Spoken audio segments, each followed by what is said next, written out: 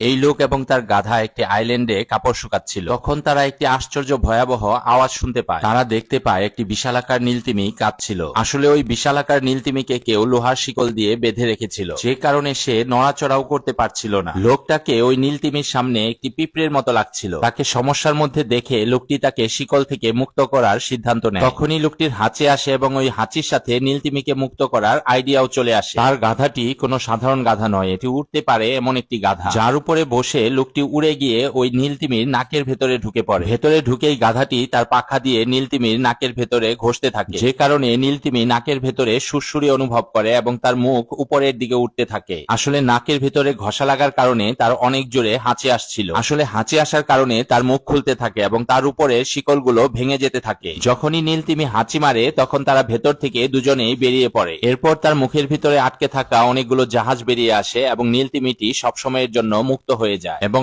আবার সমুদ্রে ফিরে যায়। তারপর একটি কাকড়া একটি রিং নিয়ে আসে এবং ইভানকে দেয়, কারণ ওই রিংটি নীলতিমিই পাঠিয়েছিল। ওটা একটি জাদুকরী রাজকুমারীর আংটি ছিল। ওই রাতেই ইভান রাজকুমারীর কক্ষে ঢুকে পড়ে এবং আংটি দিয়ে রাজকুমারীকে বিয়ে করার প্রস্তাব দেয়। তখনই সেনাপতি দরজা ভেঙে ঢুকে পড়ে এবং ইভানকে ধরে নিয়ে যায়। ইভানকে বন্দী বানিয়ে একটি অন্ধকার কক্ষে আটকে রাখে। পরের দিন ইভানকে ফুটন্ত দুধে জ্যান্ত গোসল করানোর আদেশ দেয়, যার পর নিষ্ঠুর রাজা তাকে ফুটন্ত দুধের মধ্যে ধাক্কা দিয়ে ফেলে দেয়।